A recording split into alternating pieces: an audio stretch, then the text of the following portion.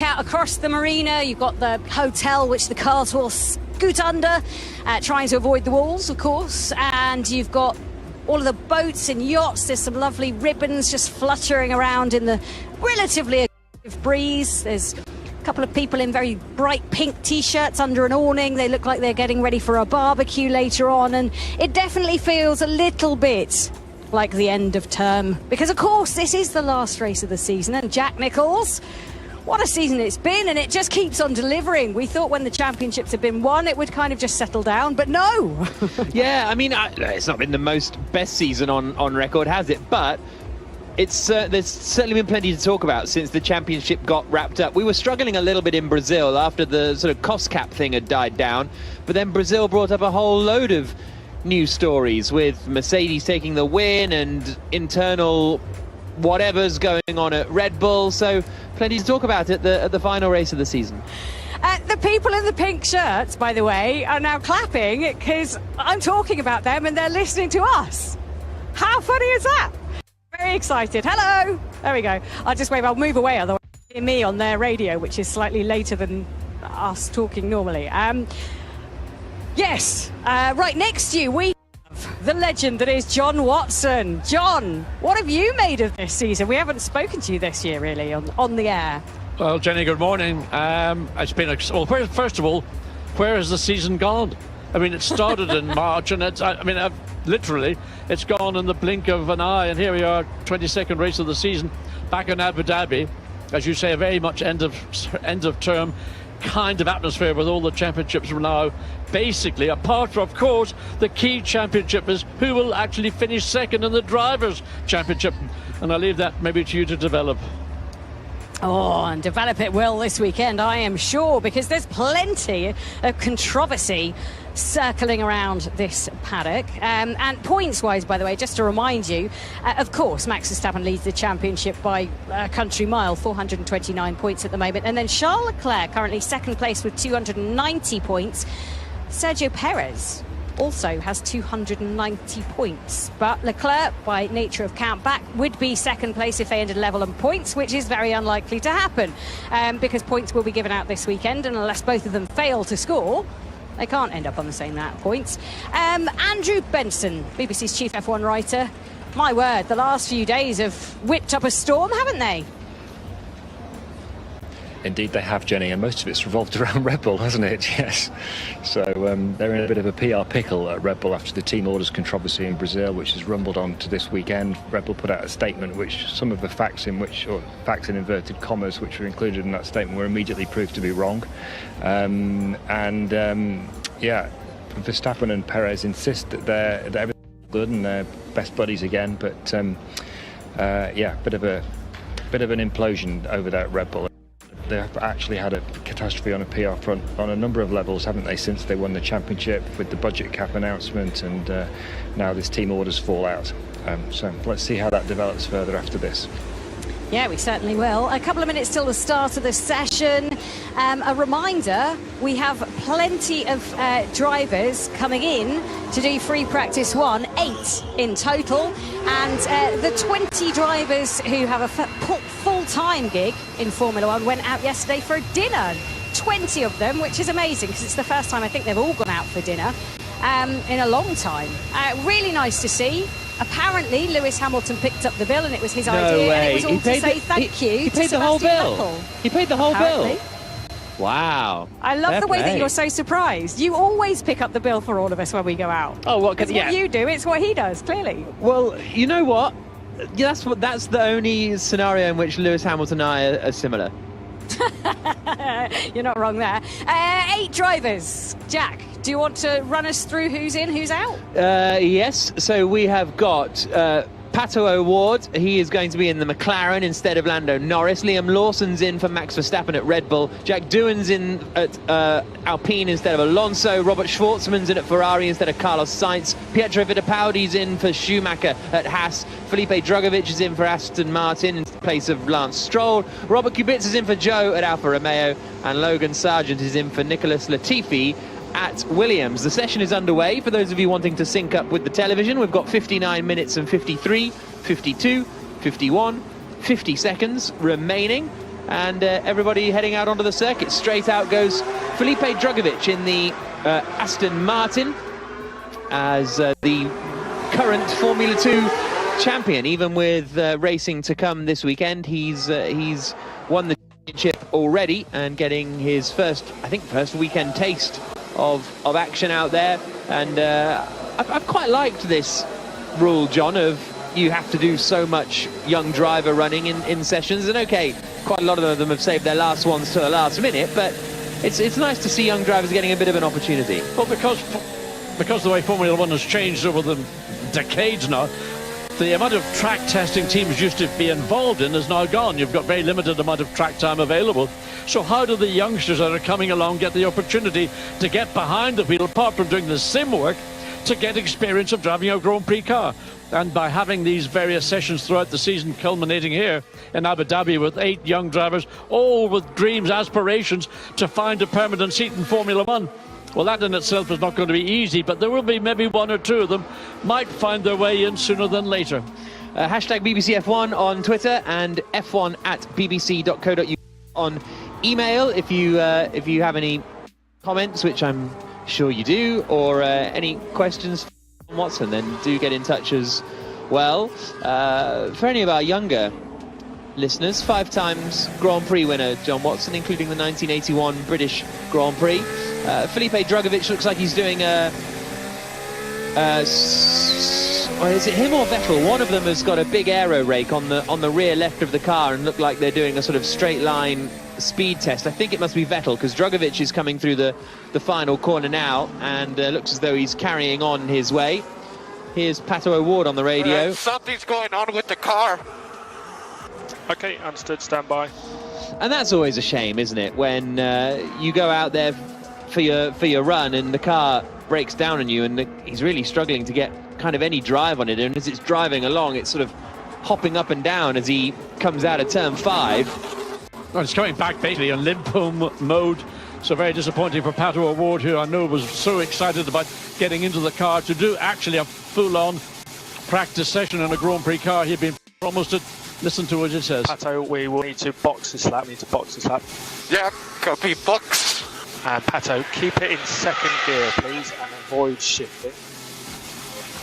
So 2nd gear and avoid shifting. Sounds hydraulic to me, but the way, you know, there's Zach Brown standing on the pit wall waiting for his young protege. He signed a number of young American IndyCar drivers up. A bit of confusion as to who was the priority, but Pato O'Ward here this weekend getting what he was promised by Zach Brown, announcing in a free practice session.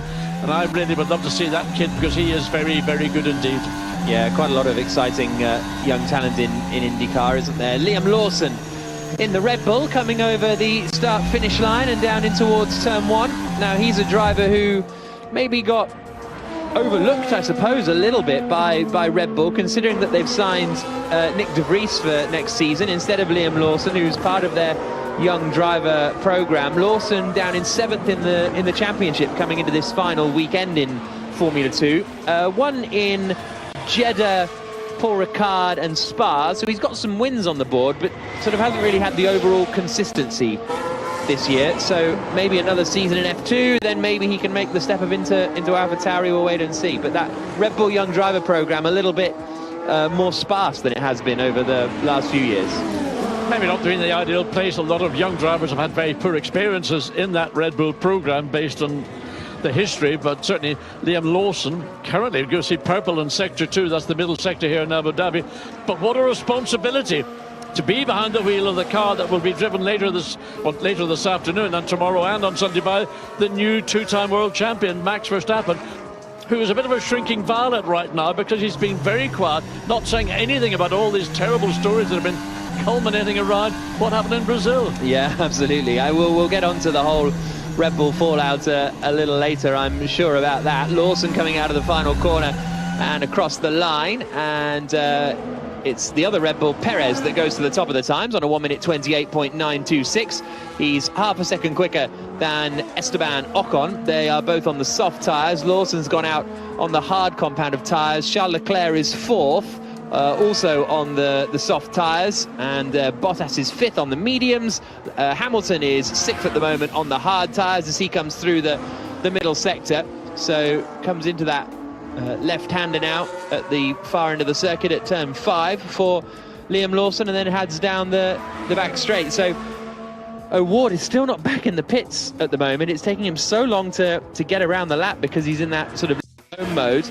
Daniel Ricciardo is back in the pits, having done a couple of install laps, and the same is true of Robert Kubica. So and Dragovic has just left the pits again in the Aston Martin. So, well, let's go for it. Hashtag BBC F1, let us know your thoughts as well. But the Verstappen-Perez incident in Brazil, it was sort of, it was only that one radio message that was right at the end of the race where Verstappen came on and said, you know, you shouldn't have asked me to do that. You know my answer from last time. Without that radio message, I don't think much would have. There would have been a bit of, oh, maybe Verstappen should have let the play, but we wouldn't have known all of the, the sort of, not animosity, but the frustration that was feeling within the team at that point. If it hadn't been for that just one radio message. To me, it was a very ugly way to summarise the situation. When you're a Grand Prix driver in a team in Red Bull, in this instance, part of your responsibility is to be a team player. And the manner in which that response from Verstappen came across the radio was, I felt, very poor indeed from the newly crowned world champion. If there was an issue which Max Verstappen might have had with Sergio Perez, possibly going back to Monaco, that is an issue should have been resolved within the team post-Monaco, not let it drag on for another 10 or so races to the Brazil Grand Prix, where then when he's asked to assist his own teammate, and that teammate's assisted Max Verstappen over 2 seasons, to say, no, I've got my reasons, you know those reasons, don't ask me to do it again. Excuse me, Max Verstappen, and I'll leave it there. Andrew, I don't even know where to start really, but it is true. Like if Verstappen had just waited and not that sort of radio outburst on the in-lap. Something's going on with the car. Okay, understood, stand by. The radio messages were transmitted because obviously before that there were also messages about could he let Perez by, and then of course he didn't let Perez by, so there would still have been questions about that. So I think the questions could have been palmed away a little more easily in terms of, oh, he was too far ahead, or it was risky because he was in the same way Ferrari, kind of palmed all that off quite straightforwardly, right? Yeah, I guess you're right. So obviously Verstappen feels very strongly about the issue. So let's just be clear about the facts here. Verstappen believes that in Monaco qualifying on the last runs, Perez crashed deliberately at Portier, the entrance to the tunnel. What that crash did was it secured Perez third place on the grid ahead of Verstappen. And if we remember the championship situation back then, Perez had a good start to the season. Watch out, Schwarzman, Ferrari in front, as Rick. He has what? I don't understand. He has Rick, so we don't believe he will push, but if he does open a lap, you need to have a large gap to him. I'm told that Perez has admitted that he did that to Christian Horner and Helmut Marko, although when we asked him in a press conference yesterday, he described that information as wrong, but several sources within Red Bull say it's not wrong, that it's completely true.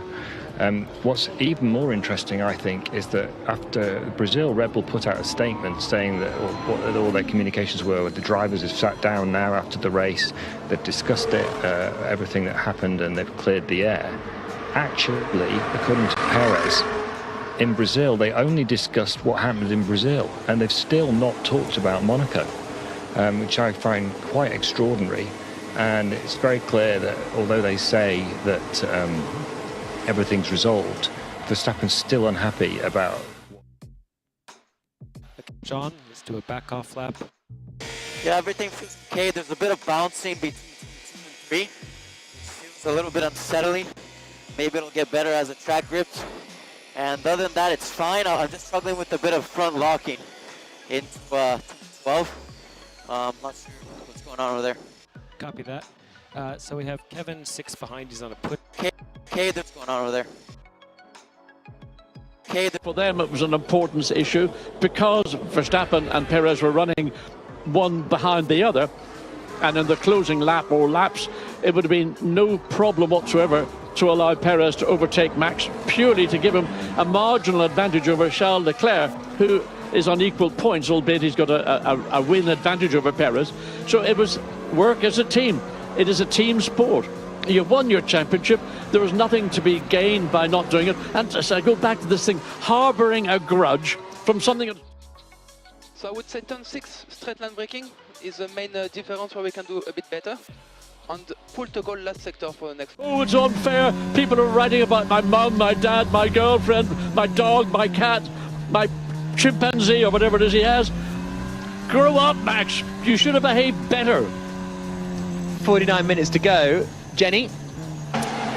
Yes, I've asked the FIA for an official comment, and I will bring that to you as soon as I can, whenever they decide to get back to me. But from what I've been told, at the moment, unless there is some substantial evidence, which is new evidence, or that they have something that can tangibly prove that Sergio Perez did crash on purpose in Monaco, they will not open an investigation. So that's my belief at the moment in the situation. And unless they do open an investigation, it's kind of that point is a moot point, isn't it? Because if they can't prove that he did crash, then everybody is kind of fixated on. Seems like the rears are struggling quite a lot. Yeah, a lot of rear locking as well. It's hard for me to know if that's brakes or balance. He's saying, and he's adamant that he didn't do it on purpose. Clearly, Max Verstappen is adamant he did. And that is a real problem for that team and how they manage the situation. And it's going to be a challenge for Christian Horner to try and put everything back in the box now he's unpacked it. Andrew, is there a case for the FIA to get involved here? Well, they don't think so. Their position is that, as Jenny says, unless they get new evidence that something needs to be investigated, then they're not going to investigate. I had a conversation with someone at the FIA yesterday, and I said that there seems to be a slightly ridiculous system radio. Right, it's really bad, so I get overheats and lose the front to the last sector a lot. So that's Liam Lawson's radio, struggling with a bit of kind of understeer, basically. Do carry on, Andrew. Front right gets really bad, so I get overheats and lose the front to the last sector a lot. Understood. And I said, and related it to a crime. You know, it's like the police saying, well, we're not going to investigate this crime until someone comes and tells us that it happened. You know, and equally, I think it seems a bit ridiculous to say there's no new evidence when, you know, the entire world's Formula 1 media is writing about what that new evidence is. So, no, but you haven't got any evidence, is there? There's no evidence because you're not writing about evidence. You're right. Unless Verstappen thinking it might have happened counts as evidence, which surely it doesn't. No, define evidence, Jack. A number of us, including me, have sources in Red Bull saying Perez has admitted to the team bosses that he did it. Verstappen believes his. I don't think that stands up in a court of law, Benny. I don't think someone's saying. Someone told me that he said he did it. Driver split. Yeah, need a stop if you can before 50. Gate. Look what happened with Crashgate with Nelson Piquet. Nelson Piquet's dad said that had happened. They investigated. Lo and behold, it had. So I'm not saying that. I'm just saying this is one side of the argument. But I just think the position that they've got no reason to look any further into it doesn't really stack up. But they don't seem to have any appetite to do that. And of course, the last thing Red Bull are going to do is give the FIA Perez's telemetry. And of course, FIA is saying, well, we've already got Perez's telemetry. If we'd seen anything untoward, then we would have investigated at the time. But I'm told from within Red Bull that what that telemetry shows is that he turned into the corner and stabbed the throttle, so he lost control of the car and hit the barrier. So anyway, people can make their own judgments about this, but those are the facts as I understand them. Yeah, it's very interesting stuff.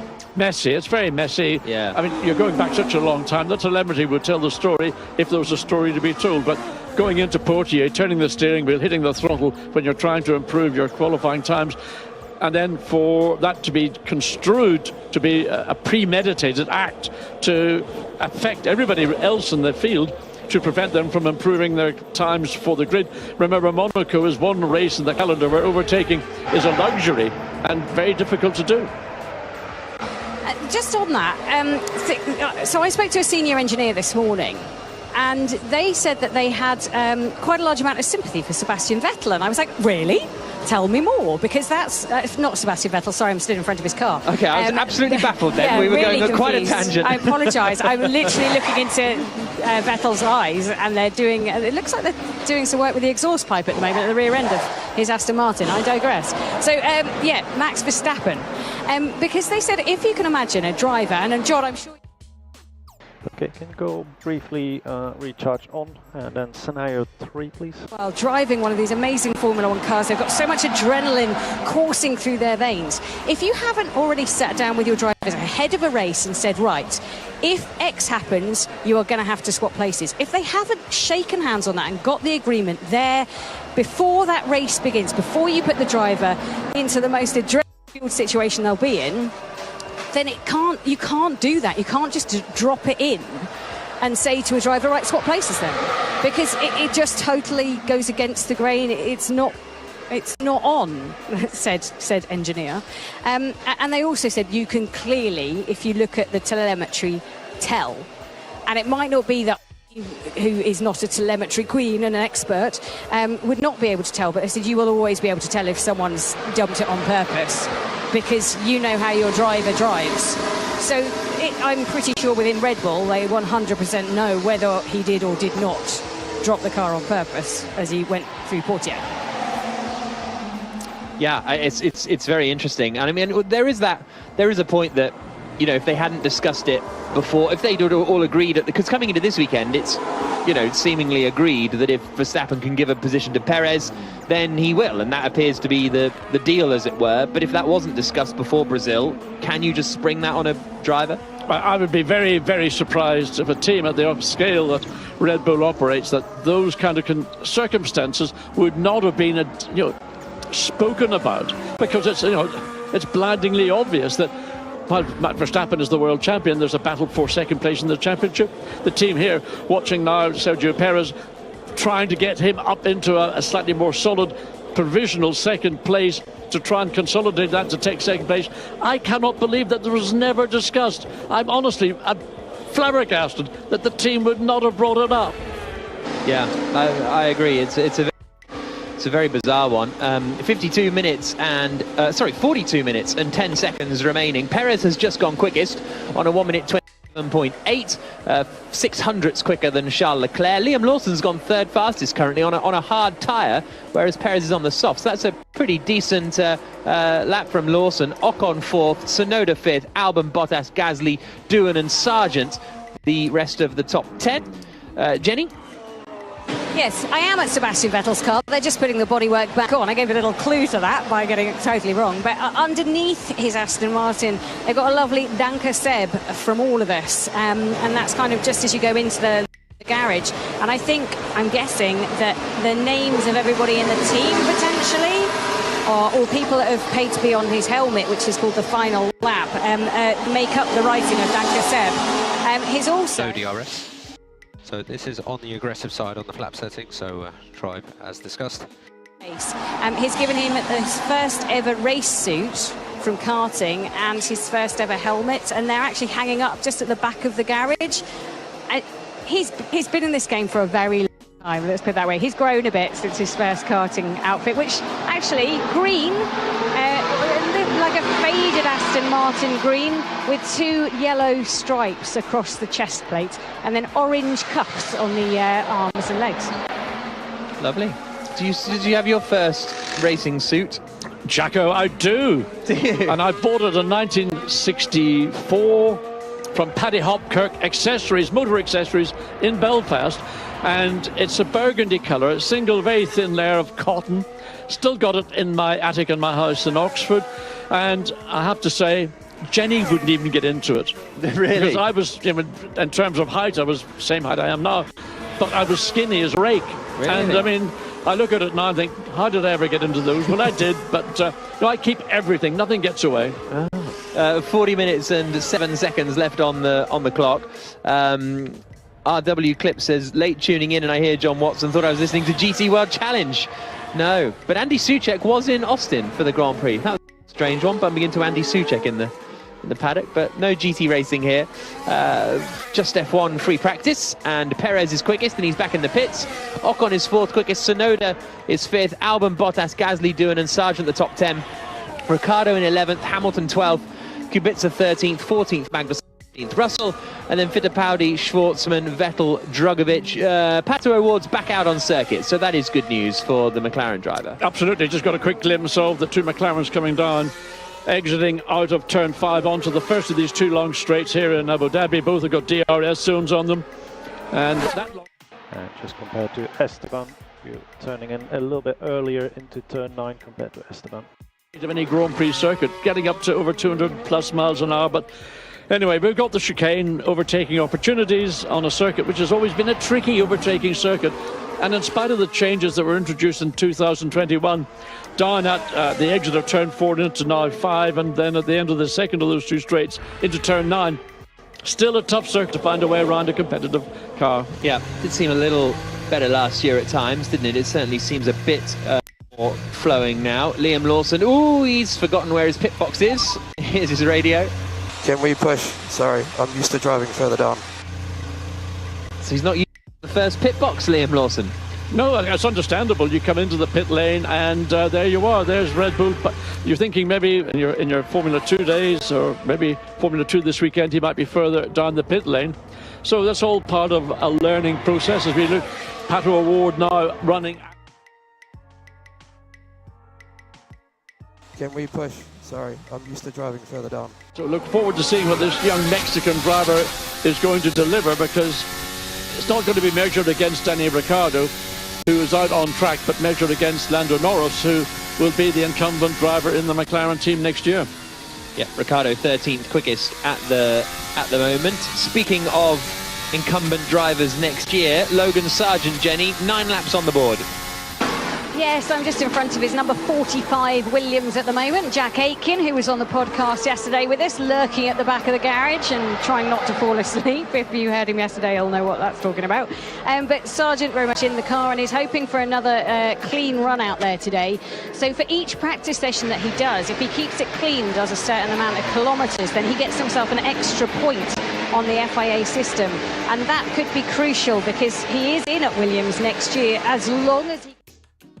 So just look for traffic on exit with George. Do that. Now, he's currently 3rd in F2, which would mean that he did get enough, or he would get enough points to secure his place at Williams next year, as he just sets off with the Star-Spangled Banner wrapped around his racing helmet. He's on a new set of soft tyres, goes down to the pit tunnel under the circuit, and then will emerge on the other side. But yeah, he's currently 3rd in the championship. As long as he finishes in the top 7 of the championship when it finishes this weekend, he's fine. He's in at Williams, and that's all good for him. But I think it must be quite pressurised for him this weekend, knowing that what's at stake. Yeah, but I think such a literal thing as well. I think if you're going into a season finale and you've got to win the championship, just sort of to win the champ, but you know that you've got to finish in this position, or you don't get your F1 drive. It's a tricky one, but you don't have to be a hero in order to achieve it. It's a tricky balancing act, I think. Basically, he's just got to keep out of trouble and do what he's done pretty much through the season and run on the front half of the Formula field. But, the start of this race into turn 1, it can always be a little bit messy. So just make sure you're watching both sides, use your peripheral vision, use your mirrors to avoid contact, possible race-ending contact when your 2 races get underway. Daryl's emailed in saying there is another way in which Leclerc and Perez could finish level on points. If one of them finishes 9th and the other finishes 10th with the fastest lap, do I win the prize for pedantry? Yes, you do, Daryl. Congratulations on your prize. Thank you, Amit, for the end of season thanks for the year. And apparently earlier in the season I said that people like Amit can be annoying, and so I apologise for that, Amit. I meant it very tongue-in-cheek. You're always more than welcome to get in contact, so sorry about that. But yeah, hashtag BBC F1 or F1@bbc.co.uk. Very good point made by having fastest lap and finishing 9th and 10th. But if they were in equal points, there would still be a count back, I believe, on who had the most race victories, which would therefore give second place to Charles Leclerc, I believe. But willing to be proven wrong. No, absolutely correct. Perez quickest at the moment on a 1 minute 27.8, 600ths ahead of the aforementioned Leclerc. Lawson in third, Ocon in fourth, Tsunoda's in fifth. Perez has done 9 laps on the softs, Leclerc's done 10 laps on the softs, Lawson's been running on the hard tyres this whole time. Tsunoda's just put a new set of soft tyres on. Mick Schumacher, Watty, out for next season. Nico Hülkenberg in. It's an interesting one, that. It's a harsh decision. I think the reason why Haas have gone down the route they have chosen is because Mick had a number of significant accidents which hurt the team in terms, but ultimately hurt the team more because they have to then replace all the parts that have been written off in those two, particularly those 2 big shunts that Mick Schumacher had. That then sets other development work that the team want to do. So Haas looks to me they're trying to have a more conciliatory kind of driver lineup. I mean, I think the choice that they've gone down, the way they've gone down next year, is a very solid way of representing your team, looking to pick up points to improve your overall position in the Manufacturers' Championship. But whether Nico Hülkenberg is going to be the deal who will ignite even more out of, let's say, Kevin Magnussen or not, we have to wait and see. But it's a harsh judgment, I think, on Mick Schumacher. Yeah, I think middle of the... And Jenny mentioned earlier on the podcast, Checker Flag podcast, available on BBC Sounds or wherever you get your podcasts. There's also, on the Checker Flag feed, there is a kind of teaser episode about the Spygate scandal that Pete Tong has done, which has little appearances, I think, from the BBC's Andrew Benson and the like, so you can listen to that. But I think Jolien was making the point on the podcast last night that there was a midpoint in the season where Mick suddenly looked like, okay, he's kind of got it now. He's there or thereabouts with Magnussen. Here's Doohan's radio. Engine hot. Yeah, let's switch off, please. So he's... Sorry, guys. He's got No a worries, mate. That's what these sessions are for. little issue, whether that was him not controlling the engine or not. I'm not sure why he apologised for that, but we'll wait and see what happened there. But what was I saying? Oh yeah, there was a midpoint of the season where Schumacher, that last crash was kind of in Monaco in sort of May, and then he started to kick on and scored some points in Silverstone and Austria, but then it's kind of plateaued a little bit.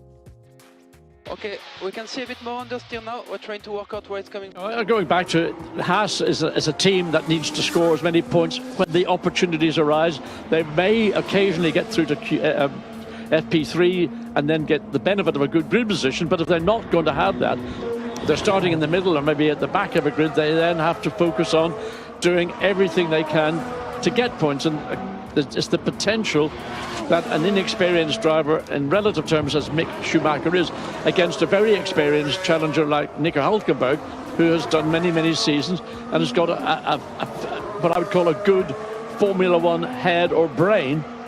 Whether he'll have the pace or speed coming back after 2 years out of the cockpit as a race driver, that's another mission, because the time spent it'll be in a simulator, the limited amount of track time. Big spin there, and I think that's for Latifi going off down at the... sorry, obviously it's Sargent. Okay, we currently have a yellow turn 1. Sargent is off track. Keep an eye up. Him, and he's 4th quickest at the moment at turn 1. Seemed as though he sort of locked the rears or something, but the car's just around, and he needed a clean session. But he's managed to keep it out of the barriers there, Sargent. Yeah, look, there's coming in as a puff of blue smoke, which I think came from the rear of the car. The car then went into that long looping spin and ended up just about nosing into the Tech Pro barrier at the outside of the corner. So maybe very light damage, just getting a view of the car coming around. The nose looks as if it's pretty much okay. He may have gotten away with it, but he's got 4 very flat spots on that set of red sidewall tyres. Just on Mick Schumacher, I'm down at the garage actually. Mick's out on track at the moment. No, he's not, because he's not in the car. It's Pietro Fittipaldi. His car's out on track though. Kevin Magnussen on the other side of the garage. And this is a team that really wants to push on. I was talking to Kevin yesterday and... Tyres are gone. Apologies. They've got a whole load of new partners coming in that they're really excited about, and I'm very proud of the new investment that the team will have, especially next season. And they're in a real fight at the moment, aren't they, in the championship? They are just 2 points ahead of AlphaTauri, and they know this weekend. Tyres are gone. Apologies. That's Logan Sargent just reporting what he said, that he's flat spotted all the tyres, so they're gone. Do carry on, Jenny. Yeah, so they're battling for AlphaTauri. AlphaTauri have 35 points, 37 for Haas because of the extra point they managed to pick up last time out when they were in Brazil. And they just want to keep that place. For them, that is worth an awful lot of money that they can reinvest within the team. So all eyes on those points this weekend. They haven't really got much of a chance, unless something weird happens, of catching those ahead of them, which is... Question, where am I losing the most? Can you guide me, please? Corner, I believe last corner. For a lot of money and still there to be taken, really. Yep, I think that's absolutely true, and it's very tight at a few positions in the championship, isn't it? With 4th and 6th and 8th, all very close in the constructors' standings. Of course, you end up having that slight positives and negatives in that you get a bit more prize money, but now you get a little bit less development time. Alex Albon's just on a quick lap. He's on a quick lap. He's on a new set of soft tyres, and he's going faster than anyone at the moment in the middle sector in the Williams. George Russell comes across the line, race winner last time out, and has done 16 laps now on the hard tyres, and so he's currently 11th quickest, Hamilton 9th quickest, so once again the Mercedes running a little heavier than everybody else. Here comes Alex Albon now into the final 2 corners. I can't hard stop, I can't pick up any pace. I'm going to vibrate the thing to pieces. Copy. That's fine. 100th quicker than Sergio Perez, while his teammate Logan Sargent is back in the pits with not only a big old flat spot on that front right, and so the thing for Sargent here is that he does need to get the required amount of laps in. He's currently done 13, and he can go on to was this his second set of tyres? It was his second set of tyres, but he can probably go on to the hard poodle round for but I'm sure they'll work out a way of getting it done. But Alex Albon has gone quickest in the Williams, 27 minutes and 23 seconds on the clock. Hamilton improves in the Mercedes, and he goes from 9th position up into 7th position, half a second away from Albon, but he is on the hard tyre and probably running a little heavier. So potentially we'll do a double call, single push, and then a double in lap just to get some data in the pit box. Got Ocon in 3 on a push. Improving this time around. Sergio Perez just started a lap and then went wide at turn 1. Yeah, way off the racetrack. He's backed out of it now. He realises that there's no point in continuing if there's going to be a lap time deletion. That would be because of his exit out of turn 1. So he's just rolling down the hill, coming down to the far end of the circuit into the hairpin, at the revised hairpin at turn 5. And we'll probably go into a reset mode, just take it easy till he gets back to the final turn on turn 16, then start all over again. Tell you what, Sargent's not done a bad lap time actually. On those soft tyres before he spun, he's 6th quickest and only a quarter of a second away from Alex Albon on the same tyres. So that's a pretty decent run for Sargent. Ocon has just jumped up into 3rd place in Alpine. We need to improve these cruise modes. They're not in good positions. Of comparable running, because because at the moment Albon, Perez, Ocon and Leclerc all separated by less than 0.08 of a second, but 2 of those lap times I think Perez was on the soft actually, so was Leclerc. So Schwartzman now out on circuit in the Ferrari. He didn't get a proper run at it last time he was out on track, Robert Schwartzman, in the I don't think he got a soft tyre run in the end. Tsunoda's improving on this lap, but it's going to be quite difficult, I think, to read too much into this. It was good though at the last race to see Mercedes back in the fight, just from a competitive picture point of view heading into next season. I think the nature and layout of Interlagos played to the strengths that Mercedes have been evolving and developing over the course of the season. Here in Abu Dhabi, with the nature of particularly those 2 long straights, where the aerodynamic, the philosophy. We need to improve these cruise modes. They're not in good positions. Should we go around again to get the cruisers? Magnussen's backed off as well. Yeah, you could do that, or even you could even take a lap in straight 2 if you're interested. Not ready. Because Red Bull and Ferrari, I feel, are going to have the advantage in overall pace. Yeah, it seems like we're back to that sort of regular circuit where that is the scenario. Robert Schwartzman improved on that lap, 10th quickest now in the Ferrari, 8 tenths away from Alex Albon. He's done 13 laps now on those soft tyres. That was an improvement. Quite a bit of work going on Liam Lawson's car. It looks like are they like shaving away a bit of the barge board or something? Couldn't quite make it out before it got blocked by a lot of mechanics, but quite a lot of work going down on the front right. Or are they sticking a bit on? I think he may have tracked somewhere because the deflector's just... Magnussen, 8. And they've got bits and pieces that is being... They've got gaffer tape, that's part of the fix, the temporary fix. So whatever happened to Liam Lawson, there's been a little bit of damage. It may have been on the exit of turn 1, where it is easy to run wide and there's a curb, a step curb, and that could be maybe the reason why there's a little bit of damage to that part of the aero in the front of the car. Perez is quickest in the middle sector. He's on a new set of soft tyres, and he's just coming under the hotel and then doubling left again before coming up to the final 2 corners. Now it turns 15 and 16. Used to be 20 and 21, but the removal of 5 corners means all the corner numbers change, obviously. And Perez goes quickest by 7 tenths of a second, ahead of Valtteri Bottas, who's second fastest. Albon drops to 3rd. Ocon, Leclerc's just gone out on a new set of soft tyres. Lower peak brake pressures will help with the rear locking. That's applicable everywhere. We're braking just a little bit too hard. Perez and Leclerc that we can try and get relative lap times from. Perez found about 8 tenths of a second. We'll see what Charles Leclerc can find. He's just coming into the final 2 corners, and this will be our first real like-for-like match, I would suggest, of Ferrari's pace and Red Bull's pace as he comes down in towards turn 1. Again, a bit of an unrepresentative session, this one as well, because the track temperature up at 45 degrees. Air temperatures, oh, big wiggle for Charles Leclerc coming through turn 1. That's exactly what Perez had on his first push lap, which he had to back off from, and Leclerc has backed off as well. So yeah, turn 1 a bit tricky. It's the exit of turn 1. If you run that little bit too wide and you catch the painted curbing on the exit, different level of grip between the curbing and the racetrack, and the back end suddenly snapped out. His exit wasn't as wild as Perez was previously, but again, Charles Leclerc. Got a snap in the exit of turn 1. Copy, understood. Start all over again. It's always an issue, the exit of turn 1, that it's easy to overrun, misjudge it, and then lack of grip at the exit. Remember, this is a racetrack that tends to evolve a lot over the period of the 3 days.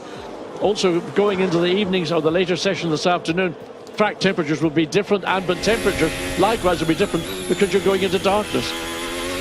Yeah, absolutely. Here's Leclerc's radio. Got a snap in the exit of turn 1. Copy, understood. Got a snap on the exit of turn 1. Yeah, I think as I was saying, at 45 degrees track temperature now, air temperature up at 34, which feels quite hot even for Abu Dhabi. I swear it's usually sort of high 20s rather than up at 34. Jack, just go and stand in the shade of one of the buildings because it's such a low humidity here. If you're out of the sun, it's freezing. Yeah, we I don't need to tell. We went to the. Well, I'm telling it now. Went to the water park last year, which felt like a great idea, and it was a great idea. Had a great time. Absolutely freezing. Absolutely. Once you're in the shades queuing for a ride, and you've just got all wet, freezing. Anyway.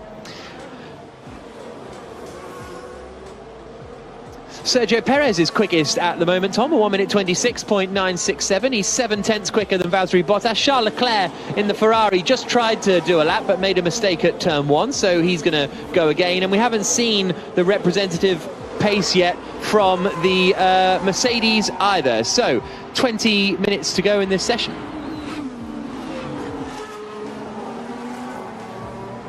So 20 minutes to go, and Perez quickest, Bottas second, Albon third, Ocon fourth, Leclerc fifth. Jenny Gao.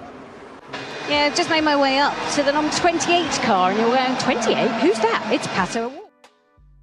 So we can brake a little bit later and go on throttle a little bit earlier through turn 9. And he's got his camera just wrapped around his hand, and he's watching the screens, just taking it all in, sitting out this session so O'Ward can have a go. And I have to tell you, O'Ward had an almighty lock-up when he was out there, because he's come back and the medium tyres that he was on, the flat spot was down to the canvas on both sides. So that was a costly mistake, I think, from O'Ward. And we were also waiting to see if who was trying to get out. So Logan Sargent could try and get out again. The Williams, no, not Williams team, is it at all? Yes, it is. Williams have had a look at the car. Sorry, 8 replacements of drivers today, and it looked okay. And they were going to try and put him on the hard tyres to send him back out. He needs to do 100 kilometres today to get another point for his super licence. Yeah, okay, well, I'll do that math now quickly. Leclerc is improving. He's coming through the Leclerc just stopped in front of me. Yeah, but middle sector, but he goes to the top of the times, albeit still by less than a tenth of a second, just 800ths. Leclerc ahead of Perez. Yeah, purple sector's first and third sector, middle sector personal best, but that little fraction of a second away from Sergio Perez, but overall quickest by 79 thousandths of a second. So bit by bit, teams are beginning to, well, is coming to the teams more than the teams coming to the track, and track evolution, as I mentioned a moment ago, is a big factor here. Looking further down the field, Lewis Hamilton cruises around again, just looking for a clear spot on a set of red sidewall tyres. Could be an opportunity for Lewis Hamilton to put himself a little bit further up than his current 11th quickest time overall. Yes, he's just left the pit soft, so we'll see what he can do.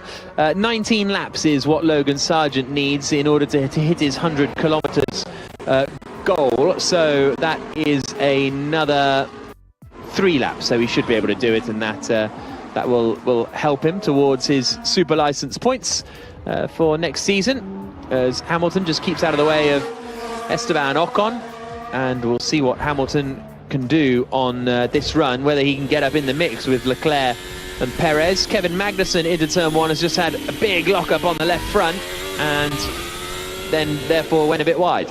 Yeah, I think he might have gotten away with it. There was the left front that dragged. It was just the unloaded inside wheel into turn 1, but he managed to get it released just about the apex of the corner and stayed on the racetrack at the exit.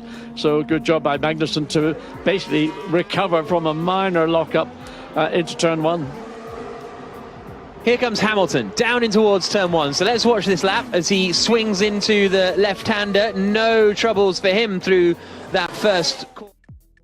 I touched the inside curb on the on my first lap in the last turn, and it just bounced the car almost into a spin, so I just lost so much time. Yeah, copy that. Over the corner where Max Verstappen overtook him for the championship lead, and then he fires out onto the back straight. Sector 1, arguably Sector 3 will be the 2 sectors on the track where the Mercedes will be very effective. It's this part of the 2-part straight where possibly, and wait for the sector times in sector to conclude, because that actually will be just probably in a few seconds time coming up to see whether it's green for personal best, or if he's managed to get a purple sector in Sector 2. He's coming down now through towards turn 9. That's when the split is, and he's almost 4 tenths up here, Hamilton, after the middle sector. This is a good lap. Very good lap. So we might well see Lewis Hamilton being the first driver to get, well, certainly a low 1 minute 26-second lap.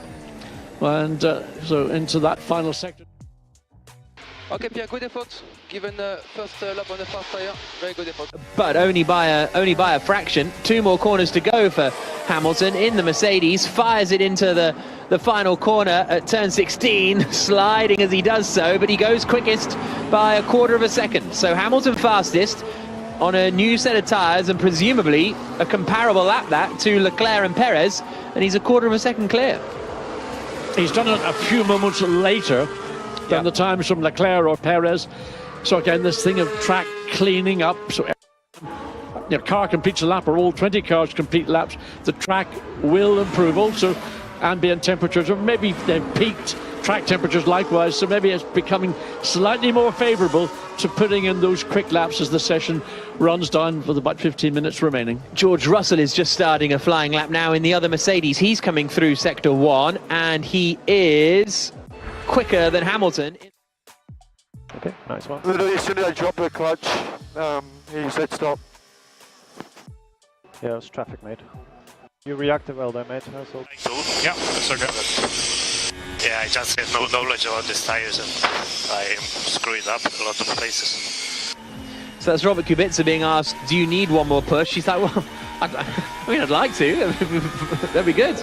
Yeah, some of it, just watching Jack Doohan coming on and a big, I mean, if he was a drifting competitor, that would get high marks. That was a pretty impressive exit. Yeah, that was the final corner for Jack Doohan, where he had a big old slide.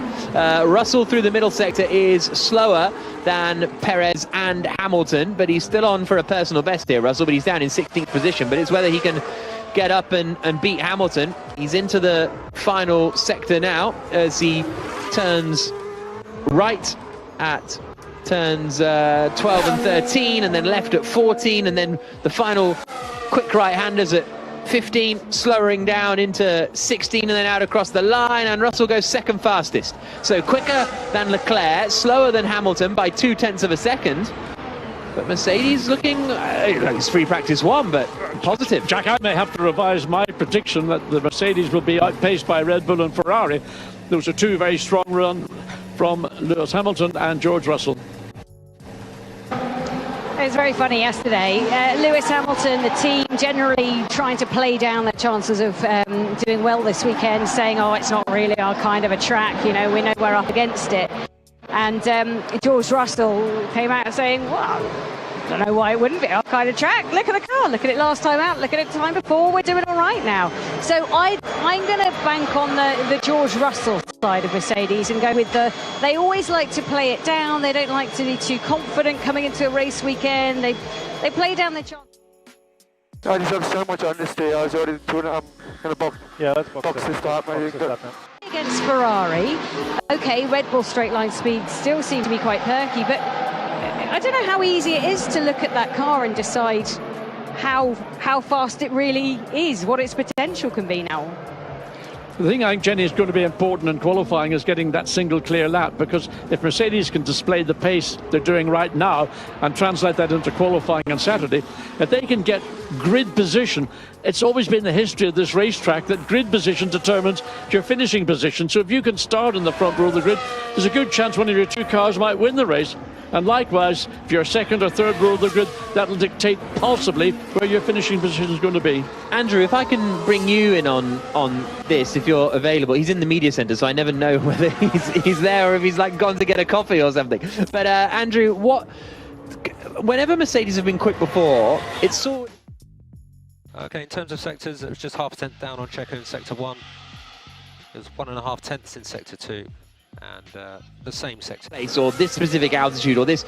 If they're quick at Yas Marina, then that's, you know, your most bog standard Tilkedrome you can find. So that's why aren't we expecting them to be quick here, I suppose, is the question.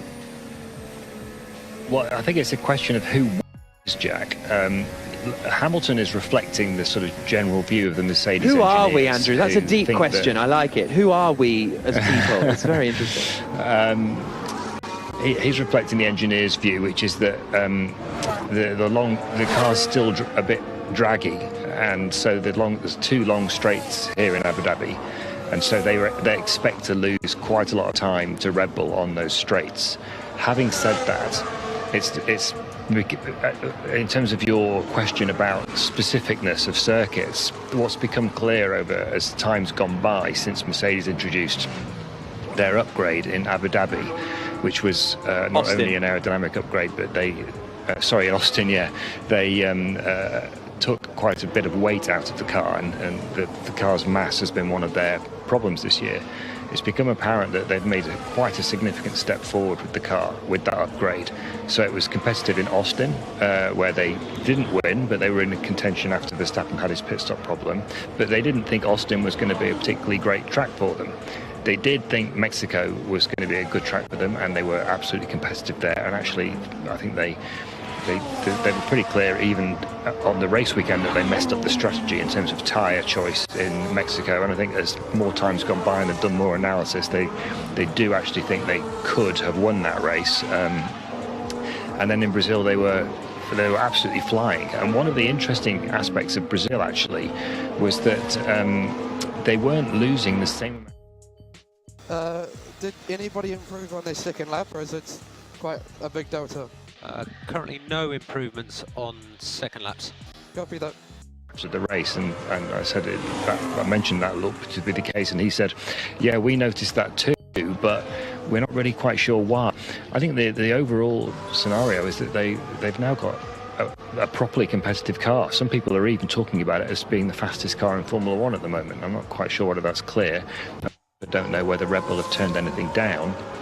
For example, maybe Red Bull didn't have its advantage on the straights in Brazil because their engines are getting towards the end of their lives and they don't want to push them too much because they've got really not very much at stake. I don't know, that's just speculation. But they do look properly competitive, and I did come into this weekend thinking more of the Russell frame of mind. It's just guesstimation. Why wouldn't they be competitive after they've been competitive at 3 different kinds of tracks? And we haven't got Verstappen out on the track at the moment, but it's looking good for now. Certainly is. 8 minutes and 50 seconds to go, and Hamilton is quickest and Russell is second, Leclerc is third, Perez is fourth, Lawson is fifth. Pato O'Ward, he just had a bit of a moment at turn 9. I think he thought he was back on an oval racetrack in North America, because turn 9 is a banked, long left-hand curve, and he went into it, turned the wheel, back end snapped out. You don't do that on an oval circuit, but anyway, he recovered and he went on, and it's been a great learning experience for this young Mexican talent, waiting to see whether ultimately he will get the opportunity to step into Grand Prix Formula 1, which is his dream. It's a very, feels like a very strong IndyCar grid at the moment, with because people have spoken about Colton Herta and the like, and obviously that didn't work out, but it feels like quite a strong field at the moment over there, and Pato O'Ward is one of those quite exciting prospects. Let us know if you think there's a third push lap in it, otherwise we'll go up on fuel. Yeah, let's go up on fuel. Okay, copy. Or North American or whatever, coming and getting involved or being a part of Grand Prix. And now Pato O'Ward represents America. Colton Herta was the one maybe most people were focusing upon, but then there's issues over licenses and qualifiers, and are the points, the allocation of points for being an IndyCar driver fair, or should they be raised to a higher level than that, say, Formula 2, which is where they're basically sort of centering on. Jenny? Yeah, Pato O'Ward's a great guy as well. I've known him for quite some time. We did a Race of Champions event together, and he is so full of energy and so full of life. I think he'd be brilliant to get into the F1 paddock. I think his chance is gone now. I think there's too many people associated with McLaren that kind of gazump him for that spot. But he was really excited. I struggled on brakes into turn 1 and locked up. I don't think they were quite ready. Copy that. To Mexico, so his chance to drive in front of his home fans in Mexico disappeared, which I do feel for him though, because it would have been incredible. But he is very excited to be in that McLaren this weekend, or for today's session, and to really get an experience of a Formula 1 car and build up that information in his banks. But also, we mustn't forget, Logan Sargent, American, is coming into Formula 1 next year, and I think the Americans will love having an American driver, even if it's not the one everybody thought was going to come. Jenny, just a thought. I mean, I'm a bit of a fan of Pato O'Ward. Imagine if he was given the seat in the McLaren for next year alongside Lando Norris. Who is the bigger character or personality? It's a good... yeah. Oh my God, what the... Didn't expect 50 pounds. Media, that's for sure. Really? I don't think I follow... Well, I'm not on social media, but I didn't know Pato was big on the socials. Does he post a lot on Instagram? I suspect in Mexico he's massive. Well, yeah, that's actually very true. So, Hamilton quickest, Russell second. Here's Pierre Gasly's radio. Oh God, what the... Didn't expect 50 pounds to go there. It was a very odd move from Pietro Fittipaldi in the Haas. Gasly was coming up behind him. They were both coming to lap Sonoda. Gasly went to the inside of Fittipaldi just as Fittipaldi decided to go to the inside to pass Sonoda. A bit of a close on that. Bad communications on the second of the two straights. An incident that could have been unfortunate turned out to be, well, hold your breath and think about where we are with 5 minutes to go. On hashtag UBZF1, Isaac says, how will I know what to eat for the next 3 months? Isaac's the one who's always asking for food recommendations. Tony says, always love a 1 p.m. FP session in the UK because it allows me to watch Bargain Hunt and then switch on to BBC One. So BBC F1, I should say. A question here, and I'll throw this to you, Jenny, first of all, and then Benson. Would Mercedes be better off finishing third in the constructors to get more development time for next year? That's what Richard reckons. I think yes, but they are determined to finish as high up as they can. I've actually asked the question because I was intrigued to know which they felt took kind of more weight for them. Was the priority on development time with the extra 5% that they'd get from finishing third, or if it was the money that they'd rather have, and they were just, it's about pride for them, and it's about the racing, I suppose, ethics for Mercedes. Yeah, just sliding around. From that, and I know Lewis Hamilton would love to win here this weekend. Obviously, after everything that happened here last year, plus the fact of the Brazil shenanigans again between Hamilton and Verstappen, and Hamilton on this record for winning in every single season of his F1 career, he's still looking for the win this year. And I'm standing in front of the car, the number 4 emblazoned on the front of it in that kind of Dago yellow. It's got a pride helmet on this weekend. He's using his platform very well here, but there is nothing he'd like more than to stand on the winner's podium and do that for him and for Mercedes. 3 minutes to go in the session. It's an interesting, now there's the budget cap in, John, where, you know, you have that sort of decision to make, I suppose, of do the development time or the money. It's ironic you get a penalty for being successful. I will come in for flap adjust, if you don't mind. I will add aero balance, more pointy. That's to try. Yes, I agree. A penalty, in terms of success, they will use the time they have in an even more efficient manner. And look at the Mercedes is just full of racers. They will take a result over backing off to try and get that additional percentage of time. 2 minutes and 21 seconds on the clock. Someone else says, love the midday free practice sessions on the Friday. Block out my work calendar with fake meetings so I can tune in. That's a great effort. Through the final corner comes Sergio Perez. He's on a soft tyre now, so well, he's on his old soft tyre. He's done 9 laps on it, and that was a 31.8. So he's in a longer run period of this at the moment. Vettel's gone up to 6th fastest at the moment. And Schwartzman is 7th fastest. Dragovic slowest at the moment in the other Aston Martin, but he may well have... He's done 6 laps on these soft tyres, but he's about 1.4 seconds off Sebastian Vettel. And in fact, Lawson's and Schwartzman and Sargent are the 3 that are not in the sort of bottom of the running order at the moment, because it's Fittipaldi 17th, O'Ward 18th, Doohan 19th, and Dragovic in 20th. It's a bit too late in the... It's a bit too late. I'm going to go for it anyway, really quickly, because Fernando Alonso said it took him a year to properly get back after missing out. We were talking about Hülkenberg earlier coming back in. Fernando Alonso said yesterday he was kind of back straight away, but it took him a year last season to then be sort of fully on it. And I wondered what because you had a bit of an F1 comeback. What was that experience like? Because you'd been racing in the meantime, right? Yeah, stepping out, in my case, it was 2 years, and the transition from the cars that I raced, from an aspirated Cosworth car to the full-on twin-turbo cars of the middle 80s was not so much the physical driving of it. It was the additional speed, the closing speed into a corner, for example, and judging just your brake distance speed relationship. So that took me the race I was in to get to the level I felt I should have been when I should have been starting the race. And I think that you know, anybody coming in after a layoff of 2 years, Alonso, I mean, look, you're talking about odd in Formula One terms. If he said it took him a year or the part of a year to get back to where he would be intuitive and everything that would be a part of his, you know, driving abilities, well, if it takes him that length of time, everybody else is going to be much in the same situation. Yeah, really interesting to see what happens with Hülkenberg next season as the Palmer teammates reunion at Haas happens.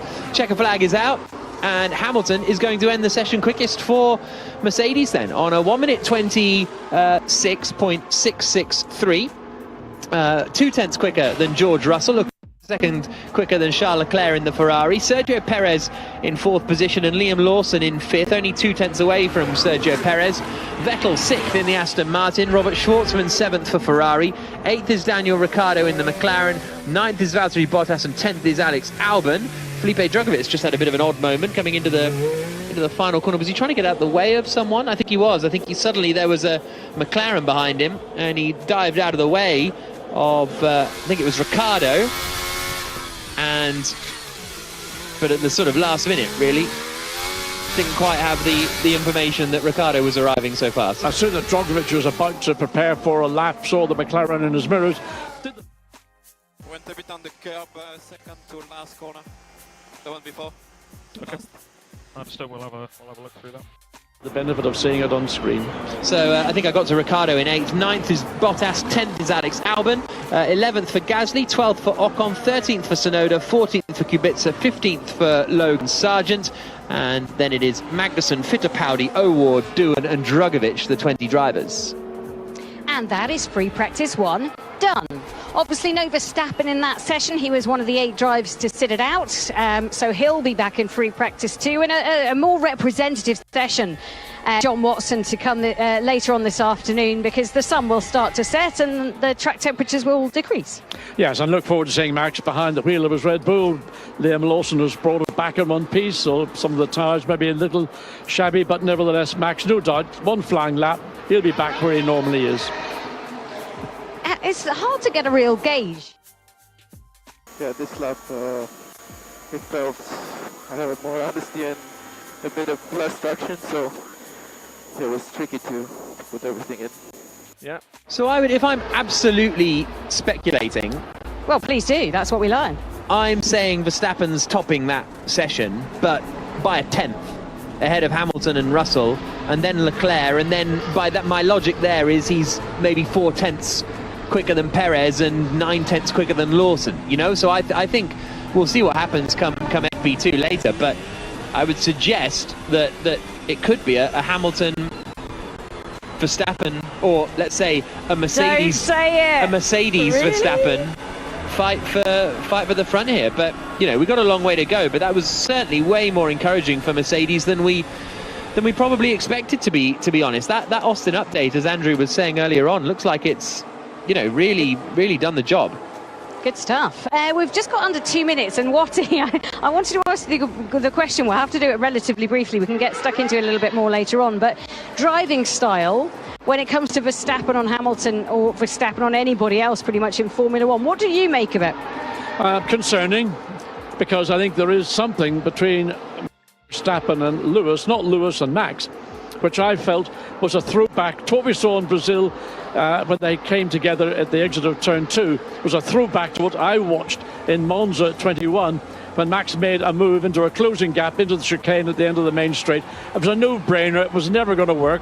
And likewise, to think you could elbow, bully, hip and shoulder your way through Lewis Hamilton, who did give some room, but Max was just, I'm coming through regardless. And if the two had crashed out, Max would not have been unhappy, because you'd have taken his, whatever you want to call him, Lewis Hamilton out as well. So if they start on the front row this weekend, let's take Jack's hypothesis or speculation. Are they able to have a clean race, the two of them?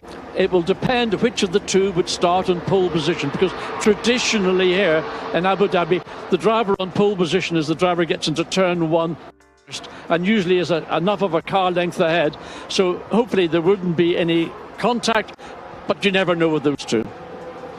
Well, Lewis Hamilton is the fastest around Abu Dhabi Grace Circuit, ahead of Russell and Leclerc. We've got plenty more practice coming up for you when our 8 drivers return to their usual seats, and we'll see the return of Max Verstappen. Thanks for listening. This has been an IMG production for BBC Radio 5 Live.